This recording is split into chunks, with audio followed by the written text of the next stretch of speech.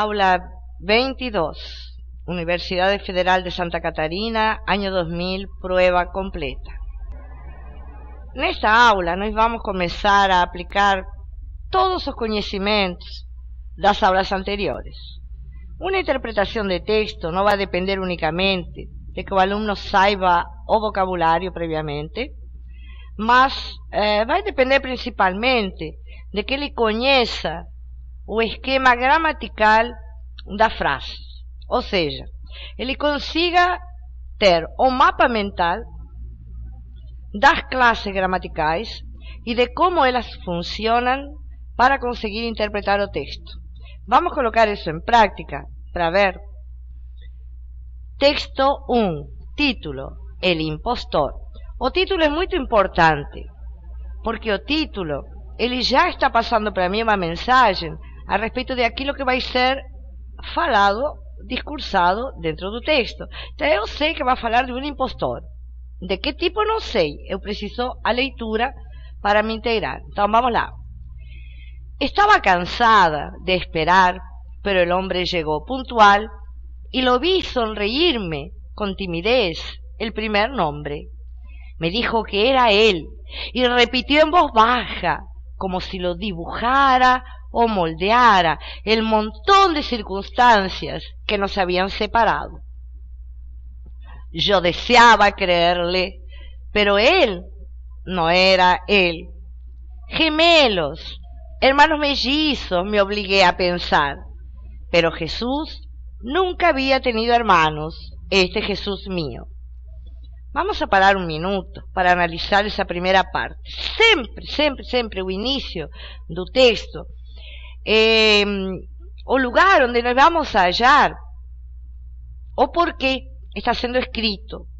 Vocês pensem que quando vocês fazem uma redação, o primeiro parágrafo vai apresentar o tema a ser desenvolvido. Numa leitura de um texto, acontece exatamente igual. Então nós temos uma personagem que é feminina, porque diz estava cansada, e se termina em ada, é feminino.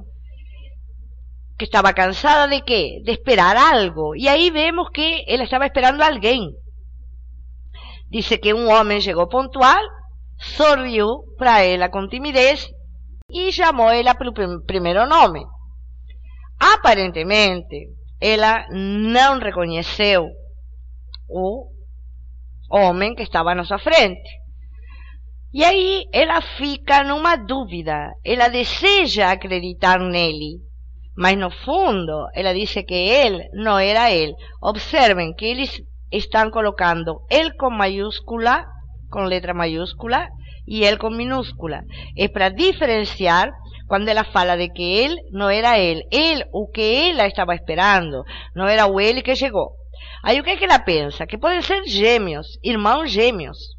Mas aí parou para pensar outra vez que Jesus, que é o nome desse senhor, nunca tinha tido irmãos. Pelo menos não esse Jesus que era dela. Eu coloquei uma parte em vermelho, porque vai ser pedido nos exercícios. Então eu gostaria que já o aluno se posicionasse para pensar o que isso aí significa, em que modo está, se está no modo indicativo, no modo subjuntivo, no modo imperativo, e lembrando as aulas anteriores, nós vamos reconhecer o quê? Que isso aí é algo que ela gostaria que acontecesse, mas que não é um fato concreto. Então eu não tenho aí o modo indicativo, eu tenho o modo subjuntivo. Guardamos esse detalhe para nós e continuamos a leitura. Me besó cariñoso y sin presión, y el brazo en la espalda me hizo creer por un momento. Inicié un tanteo. ¿Cómo te fue en Londres? Bien, por lo menos me parece. Con esas cosas nunca se puede estar seguro, me miró sonriendo. Más importante, dije, es saber si te acuerdas de la fiesta de despedida. Del epílogo, quiero decir. Me miró burlón y dijo, vamos a observar esa parte. Ele dio un beijo nela, cariñoso, colocó o braço nas costas, tanto que por un momento ela acreditou que fosse ele. E ela disse que iniciou um tanteio. O que é tantear? Uma possibilidade de algo. Aí faz uma pergunta. Como foi em Londres? E ele responde que muito bem, que pelo menos isso aparenta ser, porque com essas coisas nunca podemos ter certeza. E cuidado que está em vermelho, ¿por quê? Porque vamos ter uma questão nos exercícios pedindo essa frase. Agora, ela intervém de novo, perguntando para ele a respeito da última vez que estiveram juntos antes da viagem. Olha aqui. Quero saber se você lembra da festa de despedida, do final, o epílogo, eu quero dizer. E ele olhou para ela, burlão, debochado, e falou: es una pregunta, bien sabes, y lo volverás a saber esta noche, que no podía olvidar. Recuerdo tus palabras sucias y maravillosas, puedo repetirlas, pero... E aparentemente ele lembra. Ela fez a tentativa, pensando que ele não era o Jesus, o homem que ela estava esperando, mas ele está dando provas, né, de que ele é. Porque, olha, dice que não pode esquecer as palavras maravilhosas dela e que ele pode até repeti-las. E o que ela faz? Por Deus, não! Casi grité e a cara se me encendió. Ela pediu para ele não repetir as palavras, porque ela ficou com vergonha. Então, quase gritei e o rosto acendeu. Agora ele fala: não sou tão bruto. Era um juego de brincadeira, né? Uma ameaça carinhosa. Então ele desconversa. Agora continua a história.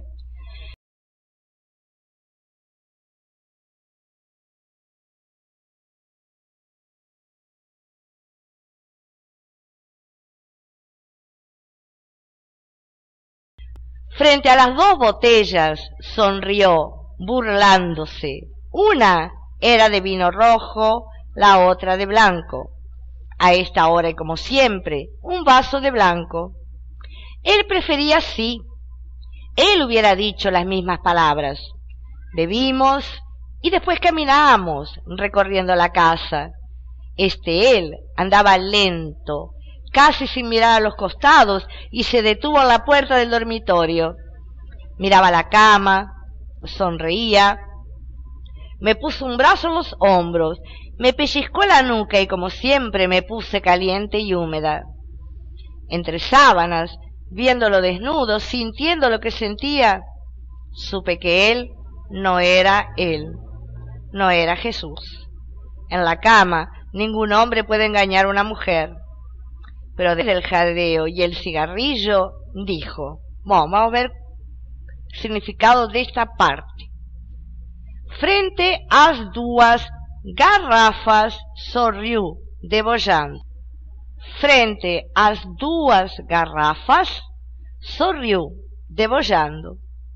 Uma era de vinho vermelho, a outra de branco. Então, aqui que está. Nós podemos não saber até este momento o que significa a palavra botella. Nunca terla visto na nossa frente. Mas, dentro do contexto, nós sabemos que uma tem vinho vermelho e a outra tem vinho branco. Então, gente, ou é uma garrafa, ou é uma jarra, é um vasilhame onde há vinho. E ele disse o quê? A esta hora e como sempre, como habitualmente, um copo de branco. Ele preferia assim, então, olha só. Ele teria dito as mesmas palavras. Bebemos e depois caminhamos percorrendo a casa. Ele, ou seja, o ele duvidoso, né? Andava lento, quase sem olhar para os lados, e parou na porta do quarto. Olhava para a cama, sorria, colocou um braço sobre os ombros, beliscou a minha nuca, e como sempre, eu fiquei quente e excitada. Entre lençóis, vendo-o nu, sentindo o que sentia, eu soube que ele, não era Jesus. Na cama, nenhum homem pode enganar uma mulher. Mas, depois dos suspiros e do cigarro, falou: bueno, vamos a mirar el Van Gogh. sigo creyendo que es falso, que hiciste una mala compra para la galería. Lo mismo, iguales palabras, me habría dicho Jesús antes de viajar a Londres, y solo él y yo estábamos enterados de la compra clandestina del Van Gogh. Então, no final, depois que os dois se encontraram na cama, que chegaram a uma intimidade, né, e que ela diz que não reconhece ele fala o mesmo que ele falou antes de viajar. É mais uma pista de que ele poderia ser o Jesus que ela estava esperando. De quem é esta história? Quem é o autor? Juan Carlos Onetti. Sempre que nós lemos um texto, nós temos que tentar ver quem é o autor. Eu digo tentar porque na hora de fazer uma prova, a expectativa em cima do vocabulário, ela fala mais alto. Mas as informações que pode trazer para nós o nome do autor são muitas. Neste caso, nós temos um escritor uruguaio de 1909. Então, tem um século essa história, mas é um século que dentro da literatura, diríamos que está dentro da literatura moderna. Então, é uma história dentro do que se chama do realismo fantástico. O que é realismo fantástico? O realismo fantástico é uma escola que tem inspiração em Edgar Allan Poe, o escritor norte-americano, e a maioria dos escritores hispano-americanos se inspiraram na leitura desse escritor tão famoso. Realismo fantástico é pegar fatos concretos do cotidiano e vesti-los de fantasia, como este aqui. Vocabulário. Eu coloquei algumas palavras, né? Tanteo, prueba, examen, sondeo, exploración o cálculo, y jadeo, acción de jadear, respirar fatigosamente por efecto de algún trabajo u ejercicio impetuoso.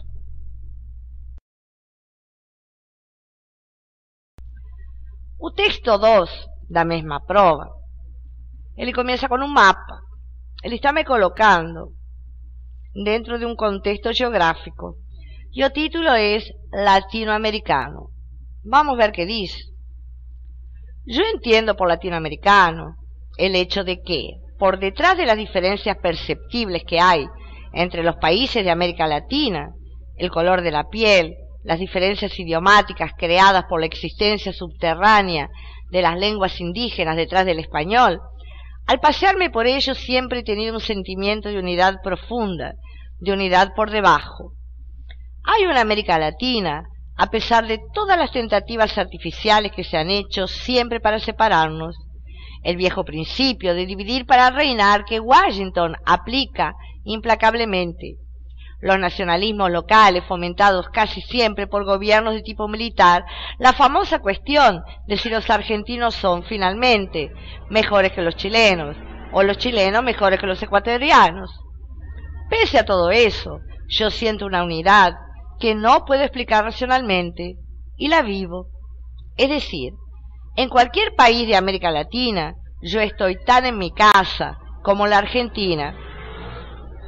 Si vivo en La Habana o en Panamá, es exactamente como si viviera en Buenos Aires, pero la verdadera diferencia empieza cuando desembarco en París o en Estocolmo. Cortázar insiste, no es una unidad por encima voluntaria de intelectuales, sino por debajo.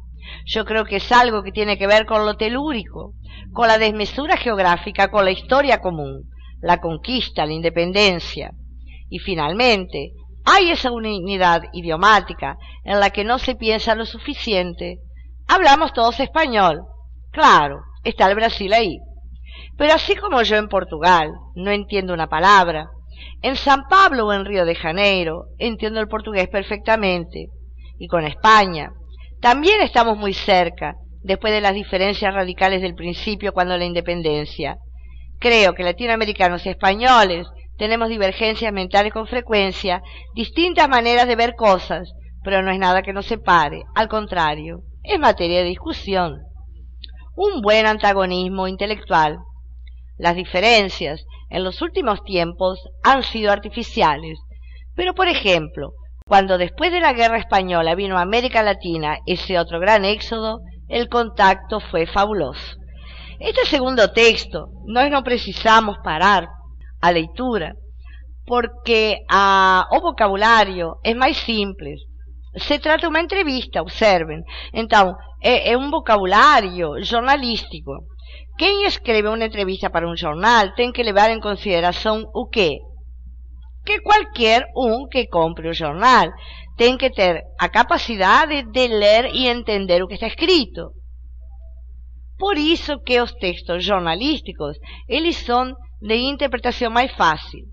Muito bem, o que ele diz? O que ele fala? Qual o tema central desse texto? O que poderíamos pensar?